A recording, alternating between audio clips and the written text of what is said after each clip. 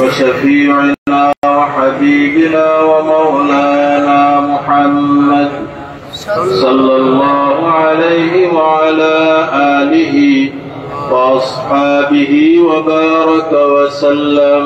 محبة الشهادة درود شريف قولنا اللهم صل على سيدنا ونبينا وشفيعنا وحبيبنا ومولانا محمد صلى الله عليه وعلى آله وأصحابه وبارك وسلم.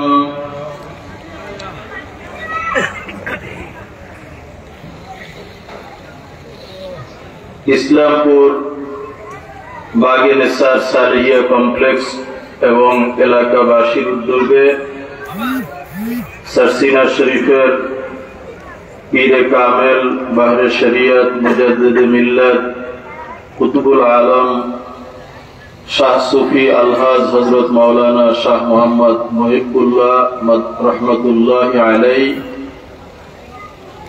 এবং আলহাজ হযরত মাওলানা মোহাম্মদ রফিকুল ইসলাম ইসলামপুরি হুজুর রহমতুল্লাহ আলাইহি সহ সকল মুসলিম উম্মার রুহের মাগফিরাত কামনায় আয়োজিত প্রথম বার্ষিক ইসালে সওয়াব মাহফিলের সম্মানিত সভাপতি হযরত মাওলানা মোহাম্মদ মুখলিসুর রহমান, সভাপতি বাংলাদেশ জমিয়তে হিজবুল্লাহ পটুয়াখালী সদর উপজেলা শাখা,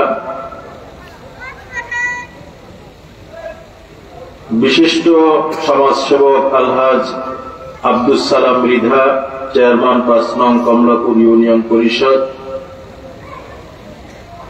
মঞ্চে উপবিষ্ট সম্মানিত ওলামায়ে কেরাম, সুধীবৃন্দ, আমার সামনে উপবিষ্ট রয়েছেন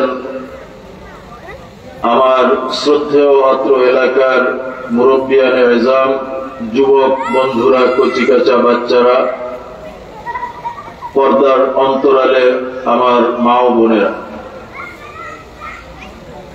মহান আল্লাহ রাব্বুল আলামিনের দরবারে আমরা শুকরিয়া জ্ঞাপন করছি যে আল্লাহ রাব্বুল আলামিন আমাদেরকে দুনিয়ার সমস্ত কর্মব্যস্ততা, সাংসারিক ঝামেলা পরিহার করে কিছু সময়ের জন্য এই দ্বীনি মাহফিলে বেহেশতের বাগানে একত্রিত হওয়ার, ওলামায়ে কেরামের কাছ থেকে কোরআন ও হাদিসের আলোকে কিছু আলোচনা শোনার তৌফিক করে দিয়েছেন। সকলের শুকরিয়া জ্ঞাপন করি, কালিমাতুশ শুকর আদায় করি, বলে আলহামদুলিল্লাহ। আমরা এখানে এসেছি, আজকের এই মজলিস সাজানো হয়েছে, এর পিছনে একটি উদ্দেশ্য আছে। মানুষ প্রত্যেকটা কাজ করার পিছনে তার একটা উদ্দেশ্য বা নিয়ত থাকে। নিয়ত যেরকম হয় তার কাজটাও সেই রকম হয়। এজন্য ইমাম বুখারী রাহমাতুল্লাহ আলাইহি তার কিতাবের একেবারে শুরুতে যে হাদিসখানা নিয়ে এসেছেন, আমরা সকলেই জানি, ইন্নামাল আমালু বিন্নিয়াত, মানুষের আমল এটা নির্ভর করে নিয়তের উপরে। নিয়ত ভালো তো আমল ভালো, নিয়ত খারাপ তো আমল খারাপ।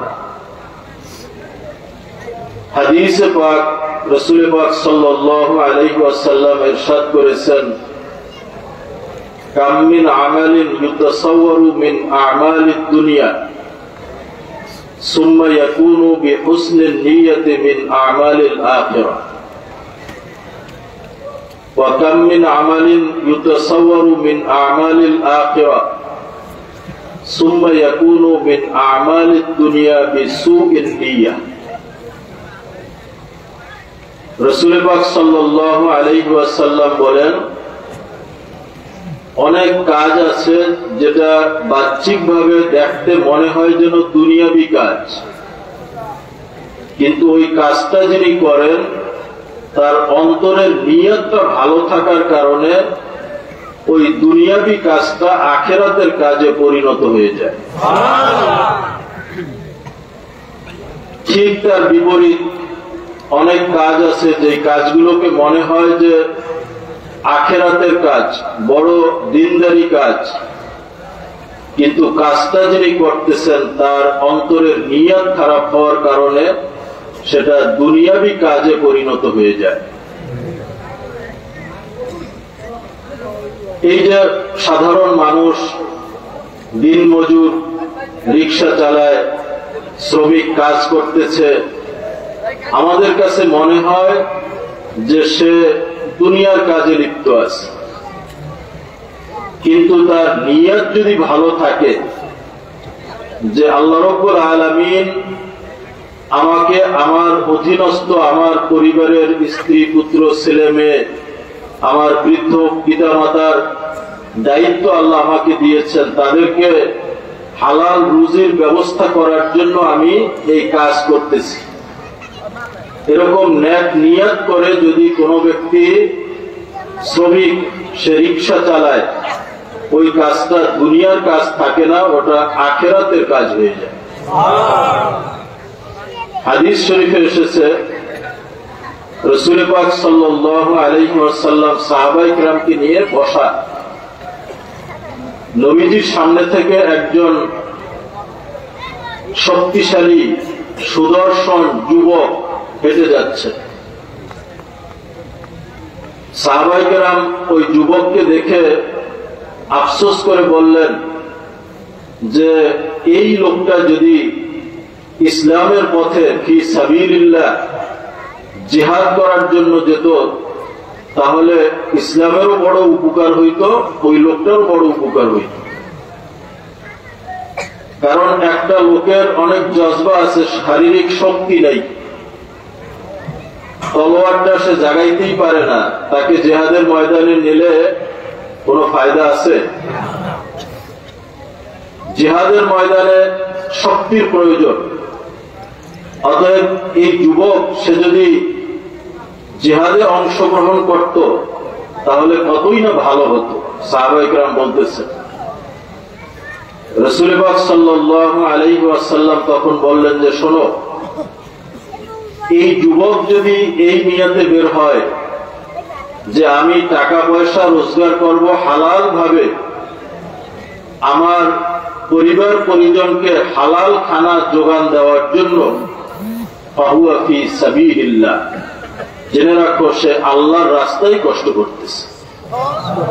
জিহাদ যেরকম ফি সাবিলিল্লাহ, এটাও ফি সাবিলিল্লাহ।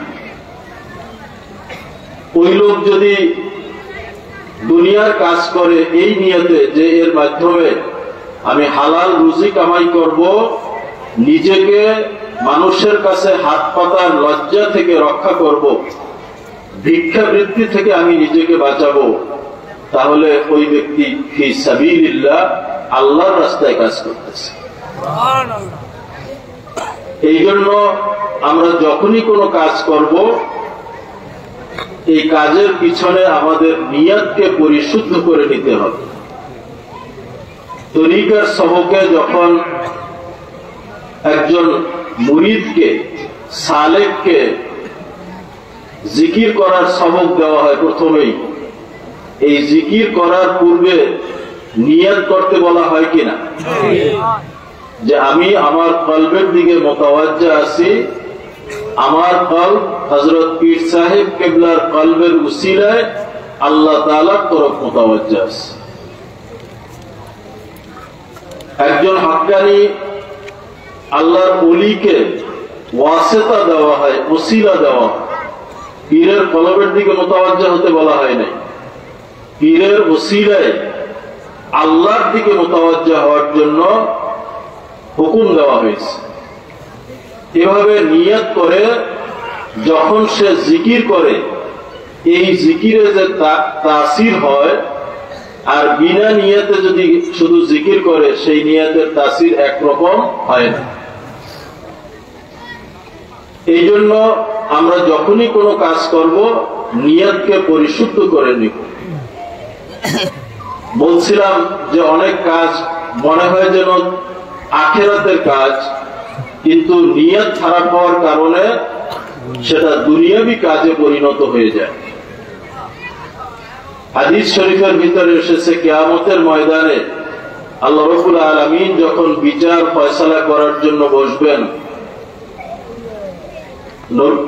আল্লাহর সামনে এক মুজাহিদ উপস্থিত হবেন।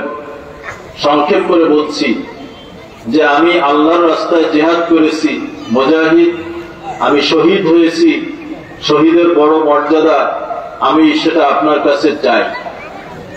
আল্লাহ তাকে বলবেন যে না, তুমি মিথ্যা কথা বলতেছ।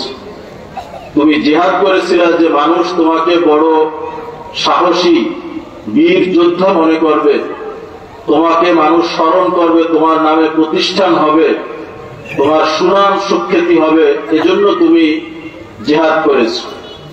সেটা দুনিয়ায় তুমি পেয়ে গেছো, আমার কাছে তোমার কিছু প্রাপ্য নাই। এরপরে ফেরেশতাদেরকে হুকুম করবেন, তাকে জাহান্নামে নিক্ষেপ করা হবে। বলে নাউজুবিল্লাহ। একজন আলেম আসবে যে আমি ইলমে দ্বীন শিখেছি, আলেমের বড় মর্যাদা, আমি সেই মর্যাদা আপনার কাছে চাই।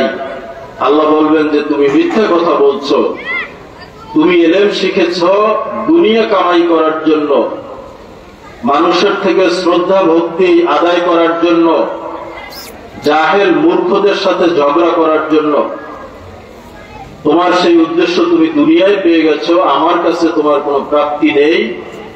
ওই ব্যক্তিকেও জাহান্নামে নিক্ষেপ করা হবে। রাসূল পাক সাল্লাল্লাহু আলাইহি ওয়াসাল্লামের জিন্দেগিতে তিনি 100টা যুদ্ধ পরিচালনা করেছেন, কোথাও নিজে উপস্থিত থেকে, কোথাও সাহাবায়ে কেরামকে পাঠিয়ে। এই 100 যুদ্ধের ভিতরে সবচেয়ে কঠিন যে যুদ্ধটা নবীজির জীবনে ছিল, সেই যুদ্ধ হলো উহুদের যুদ্ধ। এই যুদ্ধে রাসূল পাক সাল্লাল্লাহু আলাইহি ওয়াসাল্লামের দান্দার মোবারক শহীদ হয়েছে। রাসূল পাক সাল্লাল্লাহু আলাইহি ওয়াসাল্লামের মাথায় যে লোহার হেলমেট ছিল, সেই হেলমেট ভেঙে লোহার কড়া তার মাথার মধ্যে ঢুকে গিয়েছে।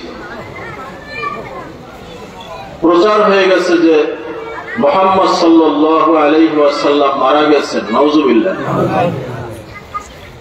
সাহাবায়ে কেরাম তারা সাহস হারিয়ে ফেললেন, নবীজি যদি না থাকে তাহলে আমরা কার নেতৃত্বে যুদ্ধ করব? এই সুযোগে কাফেররা মুসলমানদের উপরে চড়াও হলো এবং 70 জন মুসলমান এই যুদ্ধে শহীদ হয়েছে। তার ভিতরে সাইয়্যিদুশ শুহাদা, রাসূল পাক সাল্লাল্লাহু আলাইহি ওয়াসাল্লামের সবচেয়ে প্রিয় মানুষ, তার আদরের চাচা হামজা রাদিয়াল্লাহু তাআলা আনহু, তিনিও এই যুদ্ধে শহীদ হয়েছে। এই যুদ্ধে এক মুসলমান সৈনিক, তিনি এত বীরত্বের সাথে যুদ্ধ করেছেন, বহু কাফেরকে হত্যা করেছেন। সাহাবায়ে কেরাম নবীজির কাছে গিয়ে বললেন, ইয়া রাসূলুল্লাহ, অমুক ব্যক্তি, ওই ব্যক্তির নাম হলো কুজমান, সেই কুজমান সে এত বেশি যুদ্ধ করেছে যে এই যুদ্ধের সমস্ত সওয়াব যেন সে একাই নিয়ে গেছে, বহু কাফেরকে হত্যা করেছে। রাসূল পাক সাল্লাল্লাহু আলাইহি ওয়াসাল্লাম শুনে বললেন, হুয়া ফিন্নার, তোমরা যার কথা বলছো যে সবচেয়ে বেশি জিহাদ করেছে, সেই লোকটা জাহান্নামী। সাহাবায়ে কেরাম আশ্চর্য হয়ে গেলেন যে নবীজি তাকে জাহান্নামী কেন বললেন, আমাদেরকে দেখতে হবে। তার পিছনে লেগে গেলেন। ওই ব্যক্তি যুদ্ধ করতে করতে সমস্ত শরীর জখম হয়ে গেল। যন্ত্রণা সহ্য করতে না পেরে তার কাছে যে তীর ছিল, তলোয়ার ছিল, সেটা জমিনে পতিত করে তার উপরে সে ঝাঁপিয়ে পড়লো, বুকের উপরে সে ঝাঁপিয়ে পড়লো এবং সে আত্মহত্যা করল। আত্মহত্যা করা জায়েজ আছে? আসলে ওই লোকটা মুসলমান ছিল না, সে ছিল মুনাফিক। মুসলমানদের সাথে মিশে সে যুদ্ধ করতে এসেছে সুনাম সুখ্যাতি অর্জনের জন্য, সে যে ভিতরে ভিতরে কাফের এটা ঢাকার জন্য। আল্লাহর কাছে সে যে নিয়াতে জিহাদ করেছে সেটাই কবুল হয়েছে, আল্লাহর সন্তুষ্টির নিয়াত তার ছিল না। এই জন্য ওই লোকটা এত বড় জিহাদ করেও সে জাহান্নামী হয়ে গেছে। এই জন্য প্রত্যেকটা কাজে আমরা নিয়তকে পরিশুদ্ধ করব, খালেসাতান লিল্লাহ। এই যে জমিয়াতে হিজবুল্লাহর শক্ত মূলনীতির ভিতরে একটা মূলনীতি হলো লিল্লাহিয়াত। ইন্না সালাতি ওয়া নুসুকি ওয়া মাহইয়ায়া ওয়া মামাতি লিল্লাহি রাব্বিল আলামিন। আমার নামাজ রোজা, আমার হজ কুরবানি সব কিছু একমাত্র আল্লাহ রাব্বুল আলামিনের জন্য হবে। আমার বেঁচে থাকা, আমার মৃত্যুবরণ সব কার জন্য হবে? আল্লাহর জন্য হবে। এই মাহফিলে যে আমরা আসছি, এই মাহফিলে আসারও একটা নিয়ত আমাদের থাকতে হবে। একটা কাজের ভিতরে আপনি একটা নিয়ত করলে একটা সওয়াব পাবেন, আর একটা কাজের ভিতরে আপনি যদি 10টা নিয়ত করেন তাহলে কাজ একটা, সওয়াব কয়টা? 10টা। রাসূল পাক সাল্লাল্লাহু আলাইহি ওয়াসাল্লামের জীবনীর উপরে আরবিতে হাজারো কিতাব লেখা হয়েছে। সেই কিতাবের ভিতর থেকে সব কিতাবের সার নির্যাস একত্রিত করে একজন গবেষক নবীজির জীবনী একেবারে সংক্ষেপে লিখেছেন, যাতে সহজে সকলে পড়তে পারে। ওই কিতাবের নাম হলো আল খুলাসাতুল বাহিয়া। এই কিতাবের মুসান্নিফ আল্লামা আব্দুস সালাম বালি, উনি তার কিতাবের ভূমিকার ভিতরে বলছেন যে নবীজির এই জীবনীটা আপনারা যখন পড়ার নিয়ত করবেন তখন কি কি নিয়ত করবেন, তিনি সেই নিয়তগুলো স্মরণ করিয়ে দিয়েছেন। আমরা তো সাধারণত নবীর জীবনী কেন পড়ি? কোন নিয়তে? যে আমরা নবীর জীবনী জেনে নিজেদের জীবনকে সেভাবে সাজাবো, আমল করব।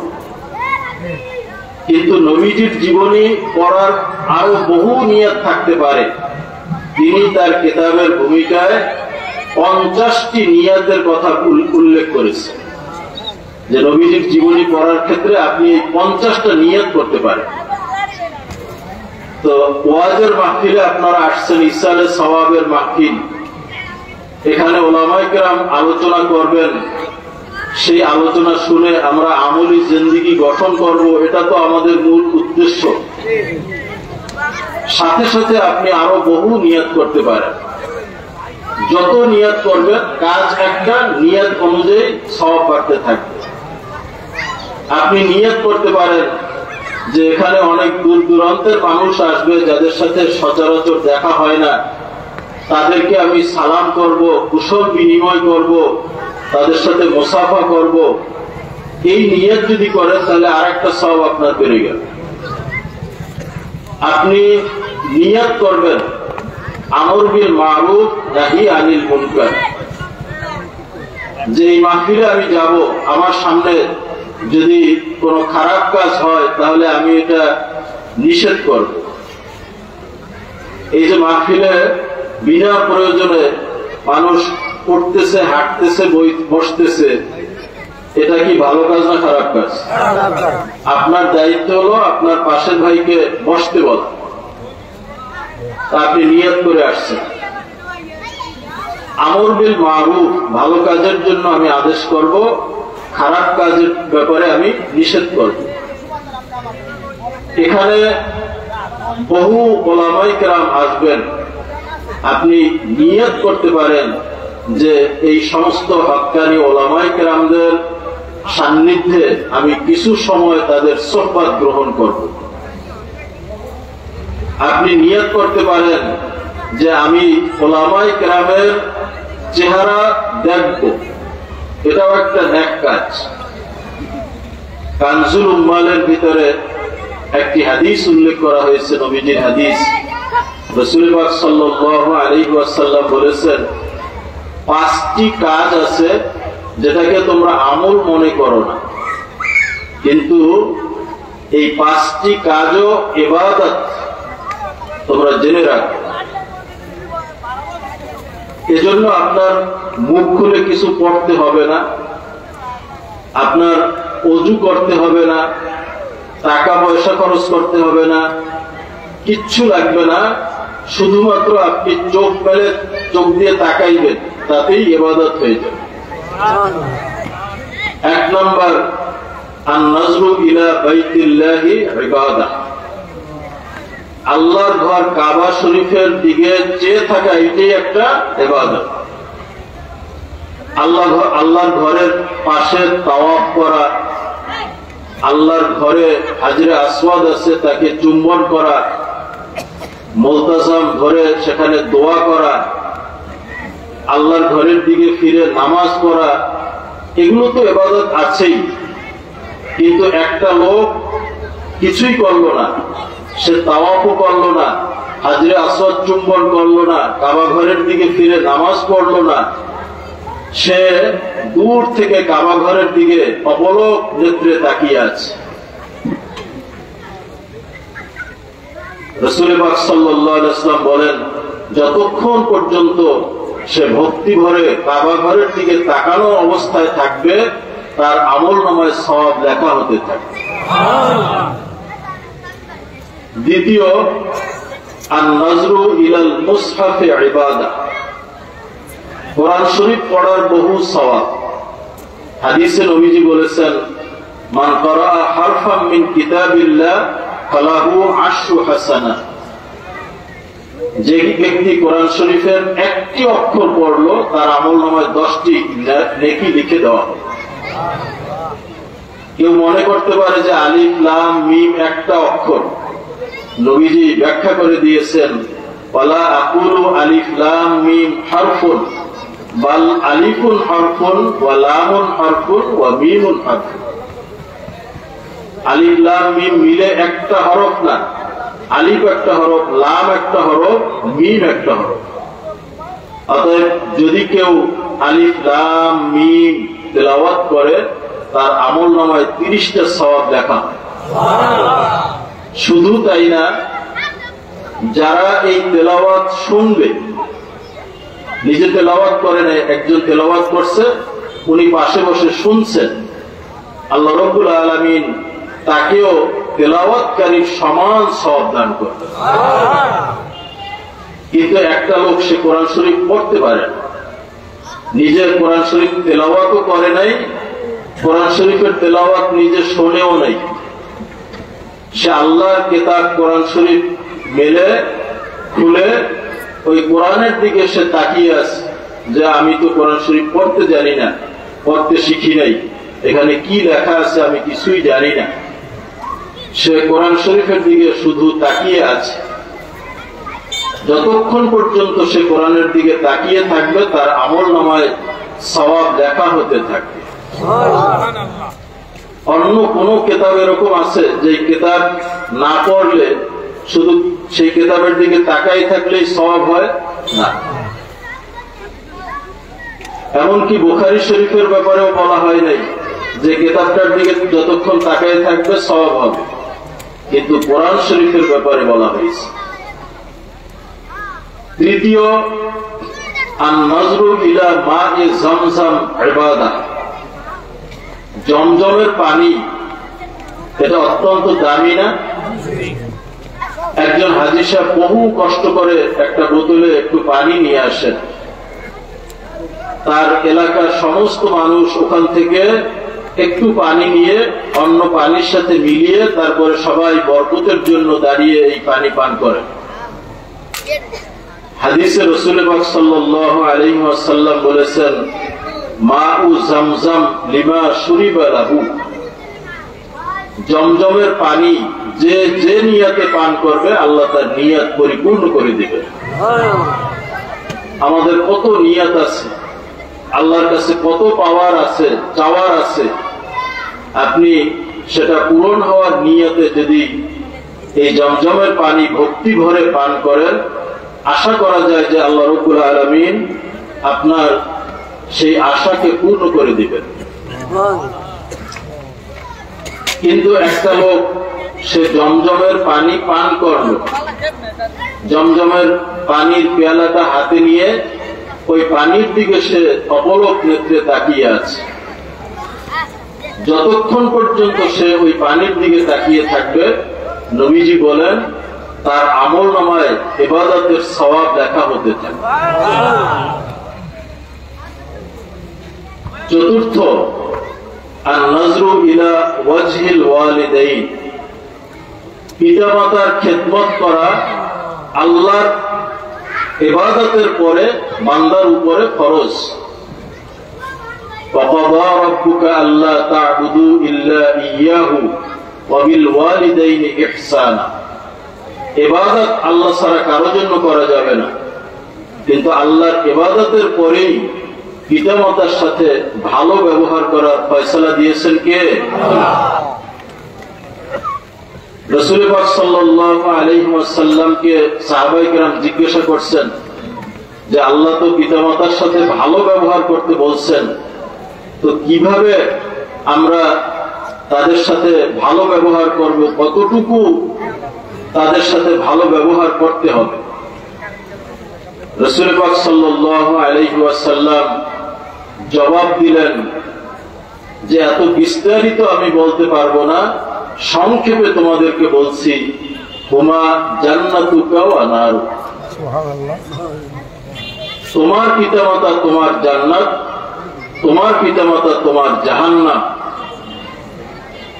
বহু মানুষ পিতামাতার খেদমত করে সে জান্নাত খরিদ করে নিয়েছে। বাইজিদ বুস্তামির কথা আমরা জানি যে তিনি এত বড় আল্লাহর ওলি হয়েছিলেন মায়ের খেদমত করে। রাতে মা পানি চেয়েছেন, ঘরে পানি নেই, তিনি দূর থেকে ঝর্ণার পানি নিয়ে আসছেন, এসে দেখেন যে মা আবার ঘুমিয়ে পড়ছে। উনি পানির পেয়ালা হাতে নিয়ে দাঁড়িয়ে রয়েছেন যে আবার মায়ের ঘুম কখন ভাঙবে, তিনি পানি চাইবেন, সাথে সাথে যাতে আমি তার হাতে পানির পেয়ালাটা দিতে পারি। সকালে তিনি দেখেন যে বাইজিদ বুস্তামি পানি হাতে এখনো দাঁড়িয়ে আছে। মা খুশি হয়ে তার জন্য দোয়া করলেন, আল্লাহ যেন তাকে জগৎ শ্রেষ্ঠ আল্লাহর ওলি বানিয়ে দেন। মায়ের দোয়া কবুল হয়ে গেছে। পক্ষান্তরে আরেকটি ওয়াকিয়া রয়েছে যে হারুন বলকি, এই ব্যক্তি তিনি একজন বড় আল্লাহর ওলি ছিলেন। ওনার ঘটনা হলো এই, প্রথম জীবনে তিনি ছিলেন অত্যন্ত বদকার এবং মদখোর, কোন আল্লাহর হুকুম তো মানতেনই না, মদ খেয়ে মাতাল হয়ে মানুষকে মারধর করতেন। তো রমজান মাসে সবাই রোজা রাখে, আর যারা রোজা রাখে না অন্তত তারা একটু গোপনে থাকে, খাওয়া দাওয়া করলেও গোপনে করে, ঠিক না? তো উনি তো রোজা রাখেন নাই, মদ খেয়ে মাতাল হয়ে ইফতারের আগে বাড়িতে ফিরছেন, দেখেন যে ওনার বৃদ্ধা মা তিনি ইফতার তৈরি করার জন্য চুলায় আগুন জ্বালিয়ে রুটি সেকতেছেন। তন্দুর দেখেন নাই যে বড় চুলা থাকে, ভিতরে রুটি দেওয়া হয়। এসে বললেন যে আমার ক্ষুধা লাগছে, আমাকে রুটি দাও। তো বলছেন যে তোর কি এতটুকু লজ্জা হয় না, সারা মানুষ রোজা রাখছে, একটু পরেই ইফতার হবে, ইফতারের সময় তুই এই রুটি খাওয়ার জন্য আমার কাছে বলতেছো? ধমক দিলেন। তখন সে রাগ হয়ে মাকে এমন জোরে ধাক্কা দিল, বৃদ্ধা মা ওই চুলার ভিতরে গিয়ে পড়ল, আগুনের ভিতরে গিয়ে পড়ে গেল এবং তার মা মারা গেল। লোকজন তাকে ধরে একটা ঘরের ভিতরে বন্দি করে রাখলো, সে তো মাতাল। সকালবেলায় যখন তার হুঁশ আসলো, ওনার স্ত্রী সমস্ত গহনাগাটি কাপড় চোপড় একটা ব্যাগের ভিতরে ভরে ওনার কাছে এসে বিদায় নিয়ে চলে যাচ্ছেন যে আমি তোমার ঘরে আর থাকবো না। বলছে যে কেন? বলছে যেই ব্যক্তি নিজের মাকে এভাবে আগুনে ফেলে হত্যা করতে পারে তার সংসার আমি করব না। তো বলছে আমার মা কি মারা গেছে? বলছে হ্যাঁ তোমার মা তো মারা গেছে। বলছে যে আমাকে একটু আমার মায়ের লাশ দেখতে দাও। তখন তো তার মাতলামি শেষ হয়ে গেছে, নিজের ভুল বুঝতে পারছে। বলছে যে না তোমাকে দেখানো যাবে না, মৃত্যুর আগে সে ওসিয়ত করে গিয়েছে আমার ছেলে যেন আমার চেহারা না দেখে। তাকে দাফন করে দেওয়া হয়েছে, তাকে দেখতে দেওয়া হয়নি। কিন্তু এই কাজের জন্য তার ভিতরে এত অনুশোচনা হয়েছে, যেই হাত দিয়ে সে মাকে আঘাত করেছে, ধাক্কা দিয়েছে, সেই হাতটা কেটে ফেলেছে নিজে। এরপরে আল্লাহ রাব্বুল আলামিনের কাছে মাপ চাইতেছেন। সমস্ত সম্পদ আল্লাহর রাস্তায় দান করে দিয়েছেন, সারা সব সময় আল্লাহর ইবাদত বندگی করতেছেন, কান্নাকাটি করতেছেন, মাপ চাইতেছেন। আর প্রত্যেক বছর হজের সময় হজে গিয়ে তিনি হজ করতেছেন। সেই যুগের বিখ্যাত একজন ওলি হজের সময় তিনি আল্লাহ রাব্বুল আলামিনের কাছে একটু দোয়া করছিলেন যে আল্লাহ এই বছর যারা হজ করতে আসছে তাদের কার হজ কবুল হয়েছে, কার হজ কবুল হয় নাই এটা তো আপনি জানেন। তো কার হজ কবুল হয় নাই এটা যদি আমাকে একটু বলতেন। আল্লাহ রাব্বুল আলামিন স্বপ্নের ভিতরে তাকে জানিয়ে দিলেন যে বলখের অমুক ব্যক্তি তার হজ কবুল হয় নাই, বাকি সবাই হজ কবুল হয়েছে। আব্দুল্লাহ ইবনুল মুবারক তিনি খোঁজ করতেছেন যে এই বক্তার লোকটাকে আমার একটু দেখা দরকার, যে এই বছর সবাই হজ কবুল হইল, ওনার হজ কবুল হইল না কেন। খোঁজ নিতে নিতে বলখের লোক কোথায় থাকে সেখানে গেলেন। যাওয়ার পরে জিজ্ঞাসা করলেন যে অমুক ব্যক্তি কোথায় থাকে? বলছে সে তো ওই তাঁবুর ভিতরে আছে।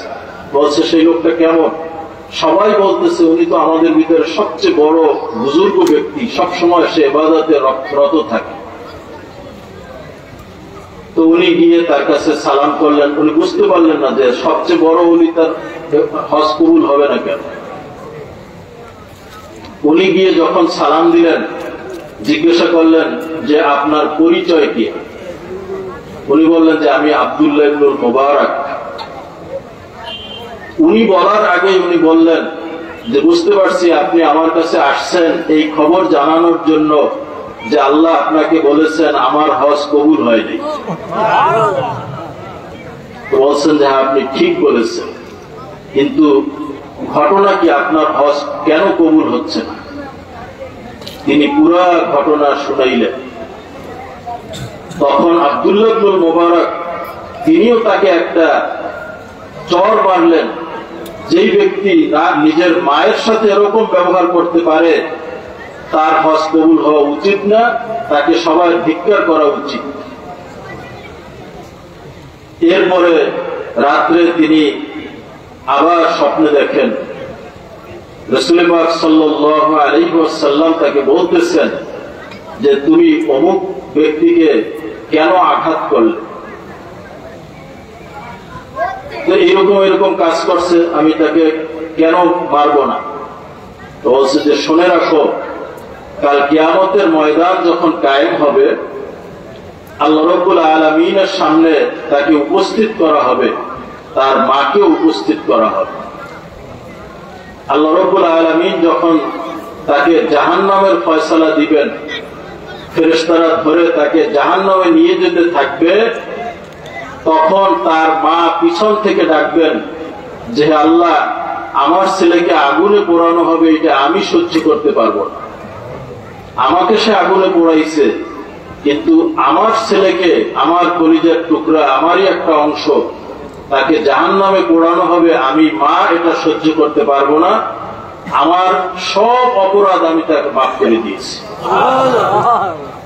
মা যখন মাফ করে দিবেন তখন আল্লাহ রাব্বুল আলামিনও মাফ করে দিবেন, এবং তার এই যত ইবাদত যেগুলো কবুল হয় নাই সেগুলো সেদিন আল্লাহ রাব্বুল আলামিন কবুল করে নেবেন। অতএব সে আল্লাহর ওলি হিসাবে জান্নাতে প্রবেশ করবে, কিন্তু যখন তার মা তাকে মাফ করবে। অতএব হুমা জান্নাতুকা ওয়া হুমা নারুক। নবীজি বলছেন এই পিতামাতাই হলো তোমার জান্নাত, পিতামাতাই হলো তোমার জাহান্নাম। অতএব পিতামাতার খেদমত করা বড় ইবাদত, কিন্তু একটা লোক পিতামাতার খেদমত এই মুহূর্তে সে করতেছে না, শুধু পিতামাতার সামনে দাঁড়িয়ে দয়ার নজরে তাদের চেহারার দিকে তাকিয়ে আছে। রাসূল পাক সাল্লাল্লাহু আলাইহি ওয়াসাল্লাম বলেন, যতক্ষণ পর্যন্ত সে পিতামাতার চেহারার দিকে তাকিয়ে থাকবে তার আমলনামায় সওয়াব, ইবাদতের সওয়াব লেখা হতে থাকবে। 5 নম্বর হলো আন-নজরু ইলা ওয়াজহিল আলিমি ইবাদাহ। একজন হক্কানি আলেম তিনি হলেন আল্লাহর রাসূলের প্রতিনিধি, নায়েব, ওয়ারাসাতুল আম্বিয়া, নবীর উত্তরাধিকার। নবীরা কোনো টাকা পয়সা দুনিয়ায় রেখে যান নাই, যা কিছু রেখে গেছেন সব ওয়াকফ লিল্লাহ। তার সন্তান, তার স্ত্রী কেউই এর মালিক হবে না। তারা যেটা রেখে গেছেন তার ওয়ারিস সবাই হবে, সেটা হলো ইলম। ইন্নামা ওয়ারাসুল ইলমা। অতএব সেই ইলমকে যারা যারা গ্রহণ করেছে তারা রাসূল পাক সাল্লাল্লাহু আলাইহি ওয়াসাল্লামের ওয়ারিস। অতএব একজন আলেমকে নবীজির ওয়ারিস মনে করে, হক্কানি আলেম মনে করে, তার চেহারার দিকে যদি সে তাকিয়ে থাকে, যতক্ষণ পর্যন্ত তার ওয়াজ শুনতেছে না, তার থেকে দর্শ গ্রহণ করতেছে না, তার চেহারা দেখতেছে, যতক্ষণ পর্যন্ত তার চেহারার দিকে তাকিয়ে থাকবে তার আমলনামায় ইবাদতের সওয়াব লেখা হবে। অতএব এটাও আপনি নিয়ত করতে পারেন যে এই মজলিসে অনেক ওলামায়ে কেরাম আসবেন, তারা হক্কানি আলেম কিনা সেটা আল্লাহর কাছে ফয়সালা, কিন্তু আপনি তাদেরকে যদি হক্কানি আলেম মনে করে তাদের চেহারার দিকে তাকান, তাহলে আপনি সওয়াবের মালিক হয়ে যাবেন। তো আমাদের এই আশা বসা এটা যেন আল্লাহ রাব্বুল আলামিন কবুল করেন, বলেন আমিন। আমি আপনাদের সামনে পবিত্র কালামুল্লাহ শরীফ থেকে একখানা আয়াত তেলাওয়াত করেছি। আল্লাহ বলছেন, ওয়ামিনহুম মান ইয়াকুল, মানুষের ভিতরে একদল আছে তারা বলে, রব্বানা আতিনা ফিদ দুনিয়া হাসানা ওয়া ফিল আখিরাতি হাসানা ওয়া কিনা আযাবান নার।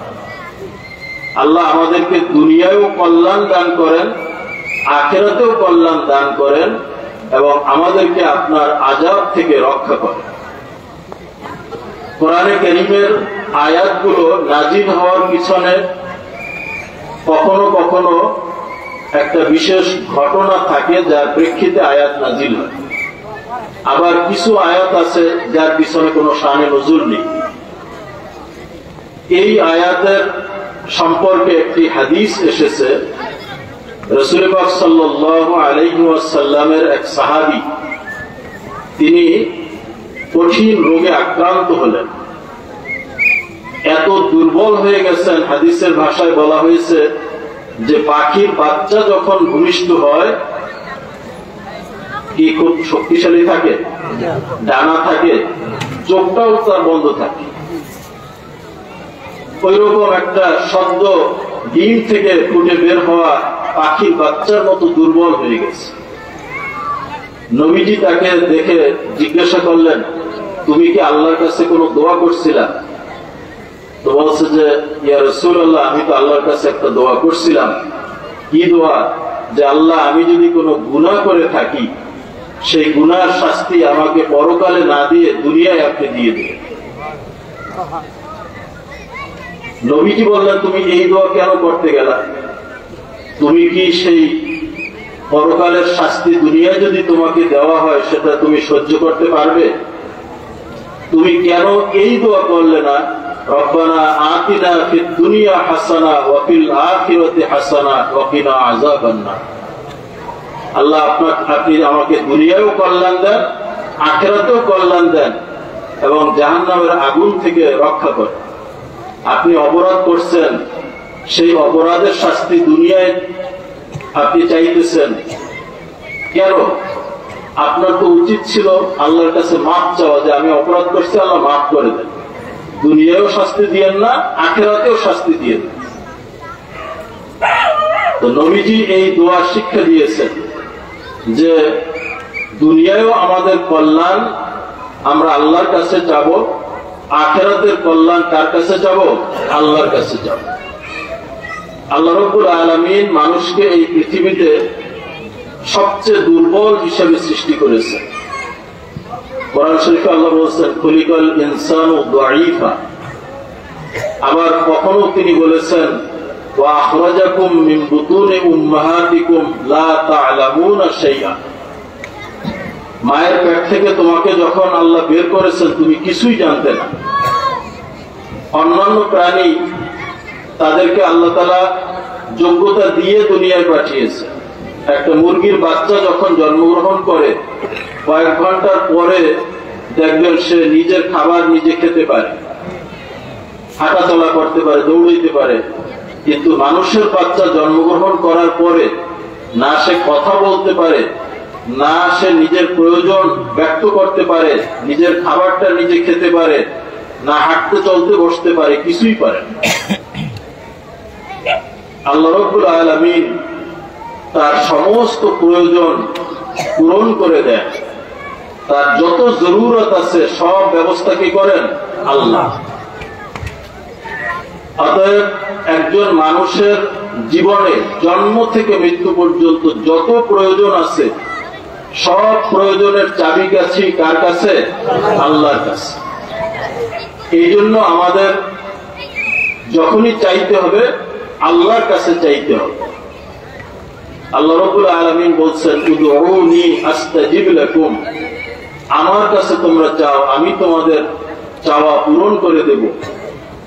আল্লাহ আমাদেরকে ডাকতেছেন, কিন্তু আমরা আল্লাহর ডাকে সাড়া দিচ্ছি না।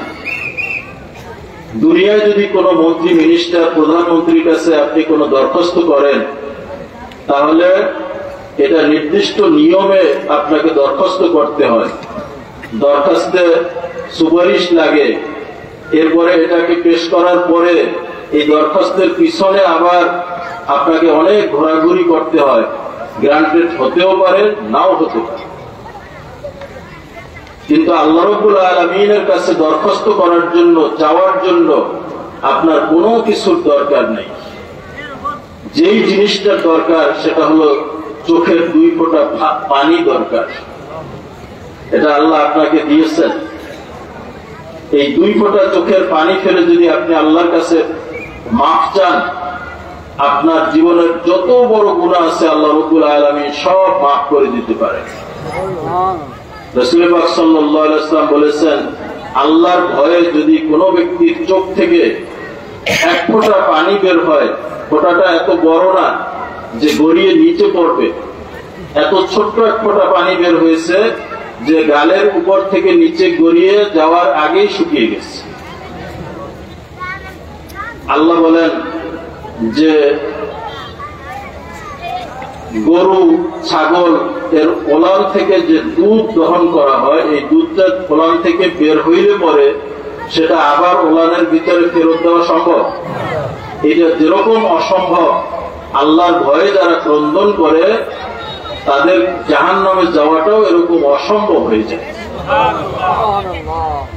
কাল কিয়ামতের ময়দানে ওয়াজিআ ইয়াওমাইযিন বিজাহান্নাম, ফেরেশতারা শিকল দিয়ে বেঁধে জাহান্নামকে হাসরের ময়দানে নিয়ে আসবে।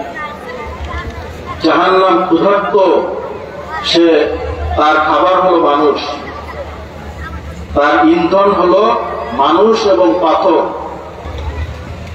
এই জাহান্নামের পাপীদেরকে গ্রাস করার জন্য সে তার লেলিহান আগুনের জিহ্বা বের করে সে তাদেরকে গ্রাস করতে চাইবে। সেই ভয়ে জাহান্নামের সমস্ত মানুষ একদিকে জড়ো হয়ে যাবে। তখন আল্লাহ রাব্বুল আলামিন রাসূল পাক সাল্লাল্লাহু আলাইহি ওয়াসাল্লামকে একটা পেয়ালায় অল্প একটু পানি দিবেন, যে হে আমার হাবিব, এই পানিটা আপনি জাহান্নামের দিকে ছিটিয়ে দেন। যখনই নবীজি সেই পানিটা জাহান্নামের দিকে ছিটিয়ে দিবেন, সাথে সাথে জাহান্নামের সেই আগুনের জিহ্বাগুলো সে গুটিয়ে নিয়ে যাবে। নবীজি জিজ্ঞাসা করবেন যে এত বিশাল আগুন এই অল্প একটু পানির কারণে সে বন্ধ হয়ে গেল, কারণটা কি? এই পানিটা কি, তার এত মর্যাদা? আল্লাহ তখন বলবেন, এটা হলো দুনিয়ার কোনো সাধারণ পানি নয়, এটা হলো এই জাহান্নামের ভয়ে, আমার ভয়ে যারা চোখের পানি ফেলেছিল, আমি সেই পানিটাকে সংরক্ষণ করে রেখে দিয়েছি। এই পানি যখন জাহান্নামের দিকে নিক্ষেপ করা হয়, তখন জাহান্নাম লজ্জায় তার জিহ্বাকে গুটিয়ে নেয় যে এরা আমার জন্য, আমার ভয়ে ক্রন্দন করেছে, আর আমি তাদেরকে গ্রাস করতে চাই। লজ্জায় সে তার জিহ্বাকে গুটিয়ে নিয়ে যায়। অতএব চোখের 2 ফোঁটা পানি ফেলে আল্লাহ রাব্বুল আলামিনের কাছে যদি আমরা ফরিয়াদ করতে পারি, তাহলে আল্লাহ আমাদের সব প্রয়োজন পূরণ করে দিবে। 1 নম্বর শর্ত হলো যে আল্লাহ আমার সব প্রয়োজন পূরণ করতে পারেন, সেই বিশ্বাস আমাদের রাখতে হবে এবং কায়মনো বাক্যে আল্লাহর কাছে দোয়া করতে হবে। হাদিসে নবীজি বলছেন যে উদুল্লাহ ওয়া আনতুম মুকিনুনা বিল ইজাবা, আল্লাহর কাছে এমন ভাবে দোয়া করো, তোমার ইয়াকিন থাকতে হবে যে আল্লাহ অবশ্যই আমার দোয়া কবুল করবে। আর আপনি যদি দোয়া করেন আর মনে মনে চিন্তা করেন যে দোয়া কবুল হইতেও পারে, নাও হইতে পারে, সন্দেহ যদি অন্তরের মধ্যে থাকে, এই সন্দেহ নিয়ে দোয়া করলে সেই দোয়া কবুল হয় না। রাসূল পাক সাল্লাল্লাহু আলাইহি ওয়াসাল্লাম দোয়ার আদব আমাদেরকে শিক্ষা দিয়েছেন। বলা হয়েছে সিহামুল লাইলি লা ইউক্তি, রাতের অন্ধকারে কোন শিকারী যদি শিকারকে লক্ষ্য করে আন্দাজে একটা তীর ছুঁড়ে মারে, ওইটা কি শিকারের গায়ে লাগবে? অন্ধকারে কিছুই দেখে না, আন্দাজে একটা ঢিল মারলো, একটা তীর মারলো, এটা কখনো লক্ষ্যে পৌঁছবে না। কিন্তু মুমিন ব্যক্তিকে আল্লাহ রাব্বুল আলামিন এমন একটা তীর দিয়েছেন, যেই তীরটা অন্ধকারেই মারতে হয়। কিন্তু আশ্চর্য ব্যাপার হলো, এই তীর যখন মারা হয়, এই তীর কখনো বেহুদা যায় না, এটা তার কাঙ্ক্ষিত লক্ষ্যে পৌঁছে যায়। সেই রাতের তীর হলো মুমিন বান্দার রাতের অন্ধকারের দোয়া। সমস্ত মানুষ ঘুমিয়ে গেছে, আপনি আল্লাহর সামনে সেজদারত হয়ে চোখের 2 ফোঁটা পানি ফেলে আল্লাহর কাছে দোয়া করলেন, এই দোয়া কখনো বিফল হয়। এই জন্য আল্লাহর ওলিরা তারা জিহাদ করেন চোখের পানি দিয়ে, মানুষ যুদ্ধ করে অস্ত্র শস্ত্র দিয়ে, তীর তলোয়ার দিয়ে, আর তারা যুদ্ধ করেন চোখের পানি দিয়ে। ওয়াকিয়া বলি, সম্রাট আলমগীরের সময় একজন বড় আলেম ছিলেন, ওনার নাম ছিল মোল্লা জিউন। যারা মাদ্রাসায় পড়ছে, ওনার কিতাব আপনারা পড়ছেন, নুরুল আনওয়ার, অত্যন্ত কঠিন কিতাব, উসুলের কিতাব। এই কিতাবটা উনি লিখেছেন, কোন মোতালা ছাড়া মুখস্থ এই কিতাবটা তিনি লিখেছেন। হজের সফরের ভিতরে কত ব্যস্ততা, তার মধ্যে মধ্যে তিনি এই কিতাবটা লেখছেন। অথচ এই কিতাবটা 2 বছর 4 বছর পড়াইও মাদ্রাসায় খতম করা যায়, এত জটিল কিতাব। কিন্তু তিনি অত্যন্ত সরল সহজ মানুষ ছিলেন।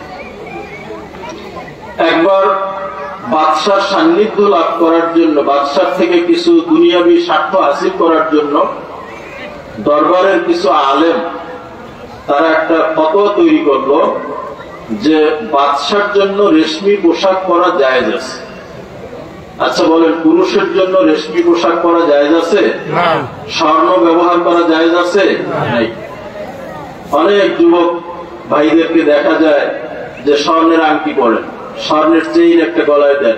এটা আপনাদের জন্য না, এটা মহিলাদের জন্য। তো যাই হোক,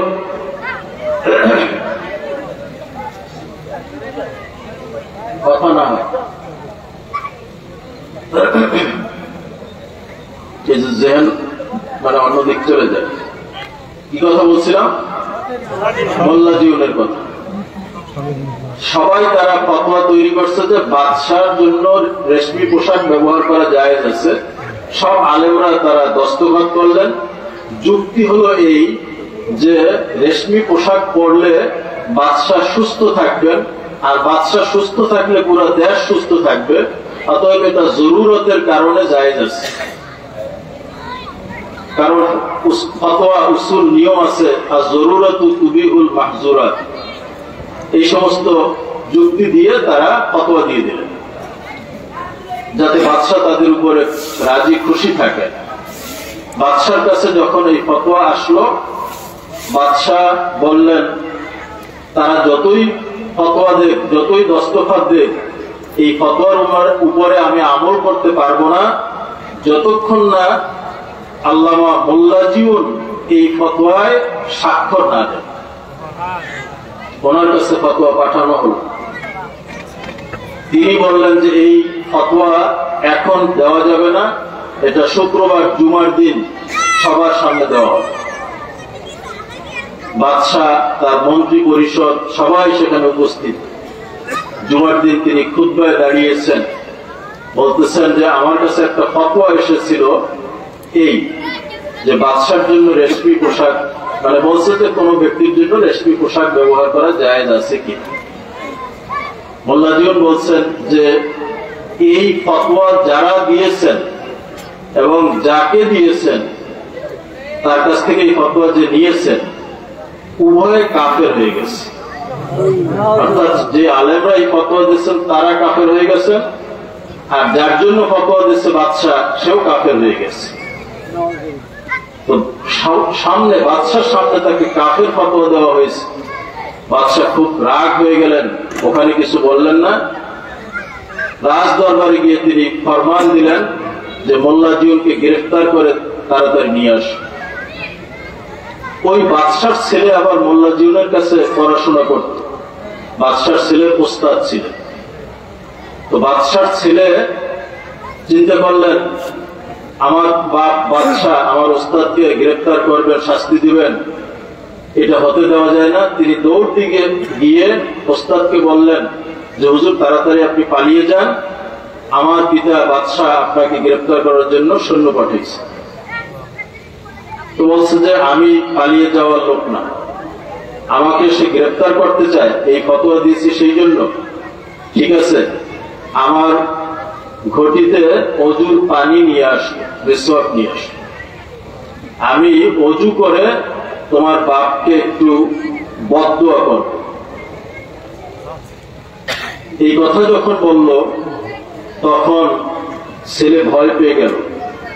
সে জানে যে ওস্তাদ যদি দোয়া করে আল্লাহ সেই দোয়া ফিরিয়ে দেবেন না, মুস্তাজাবুদ দাওয়া, অতএব আমার বাপ তো ধ্বংস হয়ে যাবে। গিয়ে বাপকে বললেন যে আপনি ওস্তাদকে গ্রেফতার করার হুকুম দিয়েছেন, এটা তার কানে পৌঁছেছে, তিনি বলছেন যে ওযু করে আপনার বিরুদ্ধে বদদুয়া করবে। বাদশাহ ভয় পেয়ে গেলেন, বললেন যে ঠিক আছে, তাকে গ্রেফতার করতে হবে না, সে যেটা বলছে এটাই ঠিক। বাদশাহ তওবা করল। তো তারা অস্ত্র দিয়ে যুদ্ধ করেন নাই, দোয়া। একজন মুমিন বান্দা খালেস ভাবে যদি আল্লাহর কাছে দোয়া করে, সেই দোয়া আল্লাহ কখনো ফিরিয়ে দেন। তবে দোয়াটা হতে হবে খালেস ভাবে, অনুনয় বিনয় করে। দেখেন না, ভিক্ষুকরা আপনাদেরকে প্রথমে চায় যে ভাই কিছু পয়সা দেন, না দিলে পরে তাকে জড়িয়ে ধরে, পাও জড়িয়ে ধরে, তখন আপনি দিতে বাধ্য হন। তো আল্লাহ রাব্বুল আলামিনকেও এভাবে এমন ভাবে ধরতে হবে যে আল্লাহ যেন ওই বান্দাকে তার অনুনয় বিনয় দেখে খালি হাতে ফিরিয়ে না দেয়। ওয়াকিয়া শোনেন, হাজ্জাজ ইবনে ইউসুফ উনি বড় জালেম ছিলেন না? বলা হয়েছে পৃথিবীর ইতিহাসে শুরু থেকে যত জালেম বাদশা আসছে তাদের সবার জুলুমকে যদি এক পাল্লায় রাখা হয়, আর হাজ্জাজ ইবনে ইউসুফের জুলুমকে যদি এক পাল্লায় রাখা হয়, হাজ্জাজ ইবনে ইউসুফের পাল্লা ভারী হয়ে যায়। সে সামান্য সামান্য কারণে একজন মানুষকে হত্যা করত, হত্যার হুকুম দিত। হাজ্জাজ ইবনে ইউসুফ হজ করতে গেছেন, হজ করতেছেন, তাওয়াফ করতেছেন, হঠাৎ করে দেখেন যে এক অন্ধ ব্যক্তি সে আল্লাহর কাছে হাত পেতে দোয়া করতেছে যে আল্লাহ আমার চোখ দুইটা ভালো করে দেন। জন্ম অন্ধ। পিছন থেকে হাজ্জাজ ইবনে ইউসুফ তাকে ধাক্কা দিলেন, এই লোক তুমি কি করতেছো? বলছে আপনি কে? বলছে যে আমার নাম শোনো নাই, আমি হইলাম হাজ্জাজ ইবনে ইউসুফ। নাম শোনার সাথে সাথে তার ভিতরে কম্পন সৃষ্টি হয়ে গেল। বলছে যে আমি তো অন্ধ মানুষ, আল্লাহর কাছে চোখের জন্য দোয়া করতেছি, আল্লাহ যেন আমার চোখটা ফিরিয়ে দেয়। বলছে দেশে ফিরে যা? বলছে যে না। বলছে ঠিক আছে, তুমি এখানে বসে তোমার চোখের জন্য আল্লাহর কাছে দোয়া করবা, আর আমি কাবা ঘরের পাশে একবার তওয়াফ করে আসবো।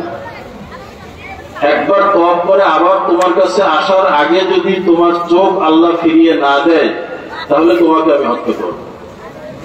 ওনার অপরাধ, আল্লাহ যদি চোখ না দেয় এটা ওনার অপরাধ। কিন্তু উনি তো বলছি, এবং ওনার কথা কখনো লঙ্ঘন হয় না, যেটা হুকুম করেন তো করেনি।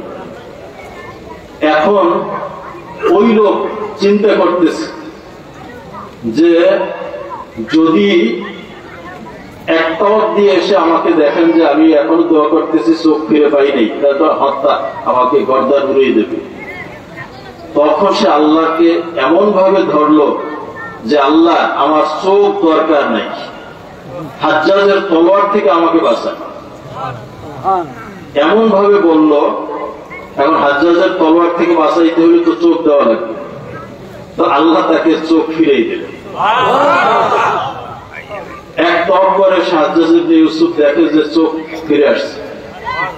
তো বলছে যে কি চোখ পাইছো? বলছে পাইছি। বলছে যে আমি তোমাকে হত্যা করতে চাই, আমি দেখতেছি তুমি যে চাইতেছো এই চাওয়াটা হইতেছে, আল্লাহর কাছে এরকম চাইলে পাওয়া যায়। এই জন্য তোমাকে চাপ সৃষ্টি করার জন্য আমি বলছি যে তোমাকে হত্যা করবে। তখন তুমি এমন ভাবে আল্লাহকে ধরছো যে আল্লাহ তোমার দোয়া কবুল করছে। তা আমরা দোয়া করি, আমাদের মন হলো তাবারকের দিকে, কখন হুজুর দোয়া শেষ করবেন, এইরকম মন নিয়ে দোয়া করলে কি দোয়া কবুল হবে? হবে না। যে কথা স্মরণ হইলে আপনার মন অন্তর বলে যায়, সেই কথা স্মরণ করে দোয়া করতে, মানে ওই হাজ্জাজ ইবনে ইউসুফের মতো চাপ সৃষ্টি করতে হবে। আর একটা ওয়াকিয়া শোনেন, ভারতীয় উপমহাদেশে এক বুজুর্গ ব্যক্তি ছিলেন, উনি যাকে চাইতেন তাকে রাসূল পাক সাল্লাল্লাহু আলাইহি ওয়াসাল্লামের দিদার দিতে পারতেন। তবে উনি একটা কাজ করতেন যে এই কাউকে জিয়ারত দিতে হলে তাকে একটা ফি দিতে হবে, যে আমাকে এত টাকা ফি দিলে তারপরে আমি তোমাকে জিয়ারত নসিব করিয়ে দেব। তো সবাই ওই টাকা পয়সা দিত আর তিনি তাদেরকে জিয়ারত দিতেন। একদিন ওনার স্ত্রী ওনাকে বলছেন যে আপনি তো সবাইকে নবীজির জিয়ারত দিতেছেন, তো আমাকে একটু জিয়ারত দেন। তো বলছে যে ঠিক আছে, তোমাকে একটা কাজ করতে হবে, তোমার কাছ থেকে তো আর টাকা নেওয়া যাইবে না, কারণ তোমার কাছ থেকে যদি আমি টাকা নেই সেটা তো আমারই টাকা, কারণ তোমার সব টাকা তো আমিই দিই, অতএব তোমার কাছ থেকে ফি নিলে তো আমার পকেটের দিয়েছি। অতএব তোমাকে এই দিদার যদি পেতে হয় তাহলে একটা কাজ করতে হবে। কাজ হলো এই, আমি যেদিন তোমাকে বিবাহ করছিলাম, প্রথম যেভাবে নববধূ সেজে তুমি আমার বাড়িতে আসছিলা, ঠিক সেই রকম সাজে সজ্জিত হয়ে আমার সামনে আসতে হবে। তো মহিলা বুড়া হয়ে গেছে, নাতিপুতি হয়ে গেছে, উনি বুড়ো মানুষ, এখন এরকম লাল শাড়ি পরে সেজে গুজে তারপরে আসছে। আসার পরে ওনাকে সবক দিয়েছেন, সাথে সাথে দিদার হয়ে গেছে। উনি বলছেন যে ঠিক আছে, কিন্তু এই কথা আমাকে আপনি কেন বললেন, আর সকলের কাছ থেকে আপনি কেন টাকা নেন? নবীজির দিদার দেবেন, ফ্রি দেবেন। তো বলছে যে ফ্রিতে দিলে এইটার মর্যাদা থাকে না। যখন সে টাকা খরচ করে তখন চিন্তা করে আমি যদি দিদার না পাই আমার 5,000 টাকা শেষ, কোনো কাজে আসলো। তখন তার ভিতরে এমন আগ্রহ পয়দা হয়, এই আগ্রহের কারণে দিদার তো কেউ কাউকে দিয়ে দিতে পারে না, তার মধ্যেই এটা আসতে হবে, এই আগ্রহটা। তো সেই আগ্রহটা আসে কেন? এর পিছনে কিছু নিজের স্বার্থ যখন খরচ করে তখন এই আগ্রহটা আসে। আর তোমাকে যদি বলতাম যে 5,000 টাকা দেওয়া লাগবে, তো তুমি আমার স্ত্রী, তোমার তো নিজের ইনকাম নাই, আমার পকেটের টাকা তুমি দিয়ে দিতে, এতে তোমার কিছু আসতে যাইতো না, এতে তোমার দিদার হইতো না। এই জন্য তোমার জেহেনের উপরে চাপ সৃষ্টি করার জন্য আমি তোমাকে এই সাজে সজ্জিত হতে বলছি। তো যখন তুমি এই সাজে সজ্জিত হয়েছো তখন তোমার জেহেনের উপর একটা চাপ সৃষ্টি হয়েছে। তো এই ঘটনা বুখারী শরীফের সরার মধ্যে উল্লেখ করা হয়েছে এটা বোঝানোর জন্য যে প্রথম যখন রাসূল পাক সাল্লাল্লাহু আলাইহি ওয়াসাল্লামের উপরে ওহী আসে, নবীজিকে জিবরাইল আলাইহিস সালাম 3 বার চাপ দিয়েছিলেন না? কেন চাপ দেওয়ার কি দরকার ছিল? নবীজিকে তো সরাসরি প্রথম এসেই বলতে পারতেন ইকরা বিসমি রাব্বিকাল্লাযী খালাক, কিন্তু 3 বার চাপ দিলেন। এটা সাধারণ কোনো চাপ ছিল না। রাসূল পাক সাল্লাল্লাহু আলাইহি ওয়াসাল্লাম বলেন হাত্তা বালাগা মিন্নিল জাহদু, এত জোরে জিবরিল আমাকে চাপ দিয়েছেন যে আমার কষ্ট চরম সীমায় পৌঁছে গেছে। এরপরে নবীজিকে আবার ছেড়ে দিয়েছে। 3 বার চাপ দেওয়ার পরে তাকে বলছে। এই 3টা চাপ কেন দেওয়া হয়েছে মুহাদ্দিসিন ইকরাম বহু ব্যাখ্যা করছেন।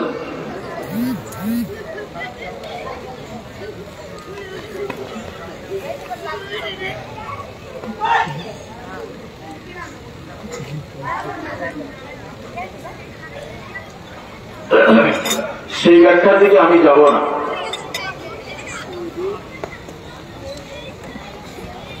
এর ভিতরে একটা ব্যাখ্যা হলো এই যে রাসূল পাক সাল্লাল্লাহু আলাইহি ওয়াসাল্লামকে আল্লাহ রাব্বুল আলামিন যে ওহীটা দিচ্ছেন, সেই ওহীর দায়িত্ব পালন করাটা যে কষ্টকর, এটা ইঙ্গিত দেওয়ার জন্য তাকে এই কষ্টটা দেওয়া হয়েছে, এই চাপটা দেওয়া হয়েছে।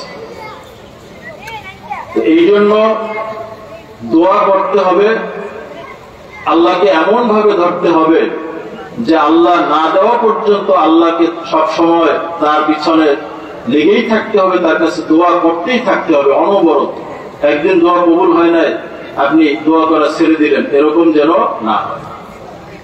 আর একটা বড় কাজ, সেটা হলো এই দোয়া কবুলের জন্য আপনার রিজিক, আপনার খাবারটা হালাল হতে হবে। হাদিসে রাসূল পাক সাল্লাল্লাহু আলাইহি ওয়াসাল্লাম বলেছেন যে ইবাদতের 10 ভাগের 9 ভাগই হলো হালাল খানার মধ্যে নিহিত। এক হাদিসে নবীজি বলছেন কোন ব্যক্তি 10 দিরহাম দিয়ে একটা কাপড় খরিদ করলো, ওই কাপড়ের ভিতরে একটা দিরহাম হারাম, তাহলে কি ইবাদতের 10 ভাগের, নামাজের 10 ভাগের 9 ভাগ কবুল হয়েছে, 1 ভাগ কবুল হয় না? এরকম না। একটা গ্লাসের ভিতরে 1 গ্লাস পানি আছে, এর ভিতরে যদি 1 ফোঁটা পেশাব দেওয়া হয়, আপনি চোখে দেখেন ওই পানিটা, ওই শরবতটা খাবেন? কারণ ওই পুরো পানিটা নষ্ট করে দেওয়ার জন্য ওই 1 ফোঁটা পেশাব যথেষ্ট। ঠিক তেমনি ভাবে আপনার সব ইনকাম হালাল, একটা টাকা আপনার হারাম, ওই একটা টাকা আপনার সব হালালকে নষ্ট করে দেওয়ার জন্য যথেষ্ট। আমাদের কত প্রয়োজন আছে। নবীজি মুস্তাজাবুদ দাওয়া ছিলেন, দোয়া করলে আল্লাহ কবুল করতেন। সাহাবীরা বিভিন্ন সময় দোয়া চাইতেন।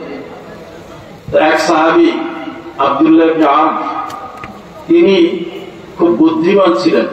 উনি চিন্তা করলেন যে আমি নবীজির কাছে এমন একটা দোয়া চাবো সবার চেয়ে শ্রেষ্ঠ। উনি নবীজিকে জিজ্ঞেস করলেন, মানে দোয়া চাইলেন, হুজুর আমার জন্য একটু দোয়া করবেন? আল্লাহ যেন আমাকে মুস্তাজাবুদ দাওয়া বানিয়ে দেন। দোয়া করলেই আল্লাহ কবুল করেন, তাহলে আমি যা দোয়া করবো আল্লাহ কবুল করবেন। নবীজি বললেন যে আতিব মাতআমাকা তাকুন মুস্তাজাবাদ দাওয়া, তুমি তোমার খানাটাকে হালাল করো, তাহলে আল্লাহ তোমার দোয়া কবুল করবে। অন্য হাদিসে নবীজি বলছেন যে এক ব্যক্তি সুম্মা যাকারা রাজুলান আশআসা আকবারা ইয়ামুদ্দু ইয়াদাইহি ইলাস সামাই ইয়া রাব্বি ইয়া রাbb ওয়া মাতআমুহু হারাম ওয়া মাশরাবুহু হারাম ওয়া গুযিয়া বিল হারাম ফাআন্না ইউস্তাজাবু লিযালিক। একটা লোক দীর্ঘ সফর করে এসেছে, মাথার চুলগুলো উস্কো খুস্কো, আল্লাহর কাছে সে দোয়া করতে করতে তার হাতকে আসমানের দিকে উত্তোলন করে ইয়া রব বলে দোয়া করতেছে, অথচ ওই লোকটার খাবার হারাম, ওই লোকটা যা পান করে হারাম, ওই লোকটার পোশাক হারাম, হারাম দ্বারা তার শরীর বর্ধিত হয়েছে। নবীজি বলেন ফাআন্না ইউস্তাজাবু লিযালিক, এই লোকের দোয়া কোত্থেকে কবুল হয়? এই লোকের দোয়া কবুল হওয়ার কোনো কায়দা নেই।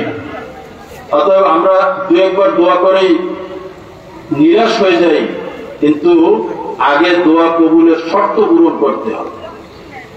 হালাল খানা খেতে হবে, হালাল খানা যদি না থাকে আপনার কোন ইবাদত আল্লাহ রাব্বুল আলামিনের কাছে কবুল হবে না।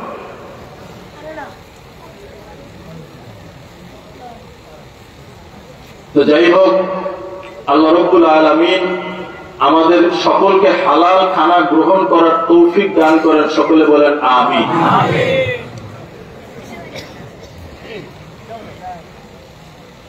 রাত্র অনেক হয়ে গেছে, মাহফিল আমাকে 10:45 পর্যন্ত অর্থাৎ 8-10 মিনিট আলোচনা করতে বলা হয়েছে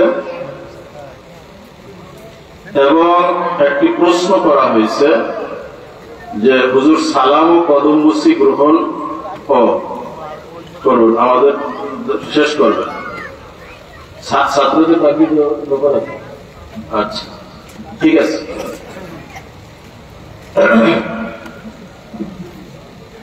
তো আমরা 10 মিনিটের ভিতরে ইনশাল্লাহ শেষ করব। দোয়া আছে, তাবারক আছে, অনেক মুরব্বীরা রয়েছেন, শীতের রাত্র অনেক রাত্র হয়ে গেছে। তো পরিশেষে আমি আপনাদের কাছে দু একটি কথা বলবো যে এই এলাকাটা এটা সারসিনা শরীফের আবাদ ভূমি।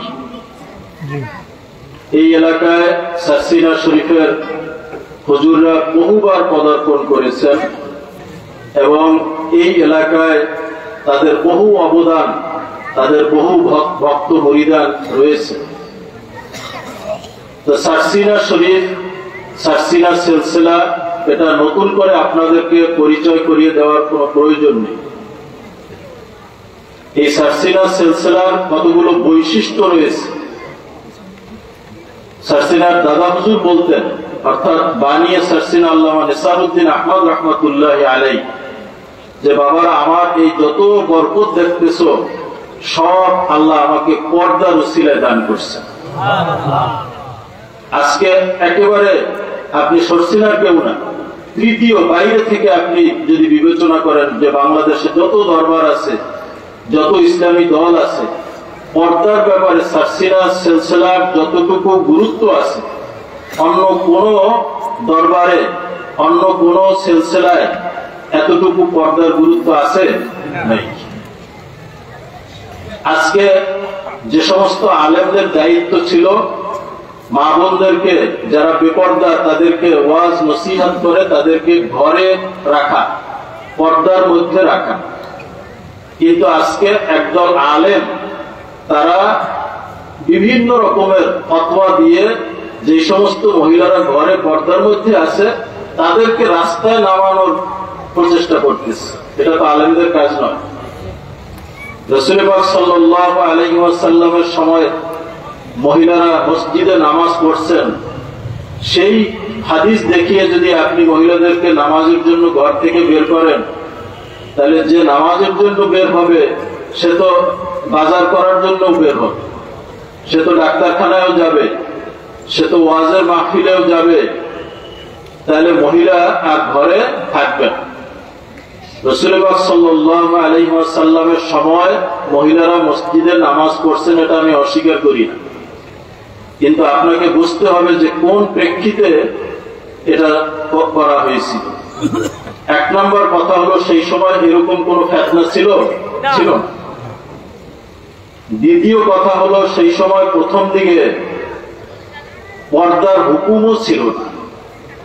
তিন নম্বর কথা হলো যে রাসূল পাক সাল্লাল্লাহু আলাইহি ওয়াসাল্লামের পিছনে নামাজ পড়ার ফজিলত, এইটা পাওয়ার জন্য মহিলারা আসতেন, কারণ পুরুষরা এই সব নিয়ে যাবে, মহিলারা মাহরুম হয়ে যাবে। এজন্য নবীজি বলছেন যে তোমরাও আসতে পারবে, তবে তোমাদের কাতার হবে পুরুষদের কাতারের পিছনে। কিন্তু পরবর্তী যুগে এই অবস্থা আর নেই, এখন ফিতনার যুগ। আয়েশা সিদ্দিকা বলছেন, আয়েশা সিদ্দিকার যুগের কথা, নবীজির ইন্তেকালের কয়েকদিন পরে, কিছুদিন পরে, যে তোমাদের অবস্থা এমন হয়েছে যে এটা যদি নবীজি দেখতে পেতেন তাহলে মহিলাদেরকে মসজিদে আসতে নিষেধ করে দিতেন। এবং নবীজি এটা জানতেন, এজন্য তিনি বলেছেন যে তোমরা আমার পিছনে নামাজ পড়ো, আমি নিষেধ করি না। তোমরা বলবো যে আমরা মহিলা বলে নবীজির পিছনে নামাজ পড়া থেকে মাহরুম হলাম, আমি সেই সুযোগ তোমাদেরকে দিচ্ছি, কিন্তু জেনে রাখো আমার পিছনে নামাজ পড়ার কত বড় ফজিলত, কিন্তু একজন মহিলার জন্য আমার পিছে নামাজ না পড়ে তার ঘরের মধ্যে নামাজ পড়ার ফজিলত বেশি। ঘরের মধ্যে নামাজ পড়ার চাইতেও ঘরের নির্জন কোণে নামাজ পড়াটা আরো বেশি সওয়াব। অতএব মহিলা যত গোপনে থাকবে, পর্দার মধ্যে থাকবে, তার মর্যাদা তত বেশি হবে। হযরত ফাতেমা রাদিয়াল্লাহু তাআলা আনহা ইন্তেকালের ঠিক আগ মুহূর্তে তার স্বামী আলী রাদিয়াল্লাহু তাআলা আনহুকে ওসিয়ত করেছিলেন যে আমার ইন্তেকালের পরে আমাকে দ্রুত রাতের অন্ধকারে দাফন করে দেবে, যাতে করে আমার দেহটা কতটুকু এটাও যত পর পুরুষের নজরে না পড়ে। এবং কবরের নিয়ম আছে, কবর একটু উঁচু করে দিতে হয়।